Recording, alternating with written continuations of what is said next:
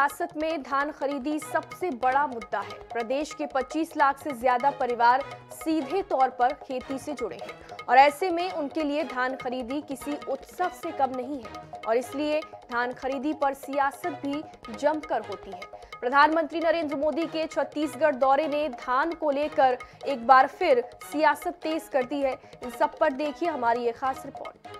छत्तीसगढ़ धान का कटोरे के रूप में पूरे देश में जाना पहचाना जाता है। बीते साल राज्य सरकार ने 108 लाख मीट्रिक टन धान की खरीदी की। धान को लेकर सियासत भी होती रही है, इसीलिए प्रधानमंत्री नरेंद्र मोदी ने भी अपने भाषण में इसका जिक्र किया और इसे केंद्र की उपलब्धि बताने से नहीं चूके।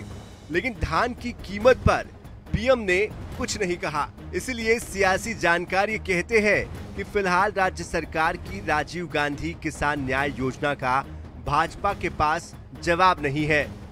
देखिए, धान खरीदी प्रदेश का सबसे बड़ा मुद्दा है और उसमें जो भूपेश बघेल सरकार ने कहा था हम 2500 देंगे, उसमें जो अड़चनें आई उसके बाद राजीव गांधी न्याय योजना के माध्यम से उन्होंने 2500 दिया। इस बात का प्रभाव पूरे प्रदेश में है, इसको कोई इनकार नहीं कर सकता।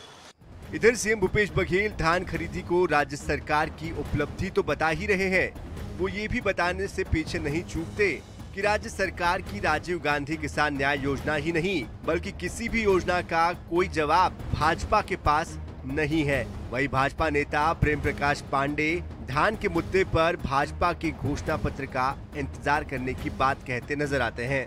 इनके पास किसी का जवाब नहीं है, न गोधन न्याय योजना का, न भूमि श्रमिक न्याय योजना का, न राजीव गांधी किसान न्याय योजना का, न हमारे हाट बाजार क्लिनिक योजना का, किसी के इनके पास काट नहीं है।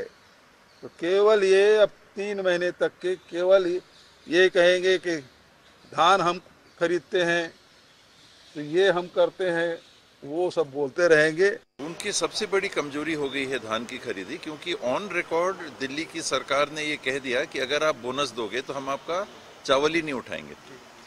जो धान खरीदने की बात आज सरकार केंद्र की कर रही है, उस सरकार ने चावल उठाने के लिए लिखित में कहा है कि हम चावल नहीं उठाएंगे, पीडीएस का भर उठाएंगे, बाकी चावल नहीं उठाएंगे। अर्थात पहली चीज वही प्रमाणित हो जाता है कि वो धान खरीदी नहीं कर रहे हैं।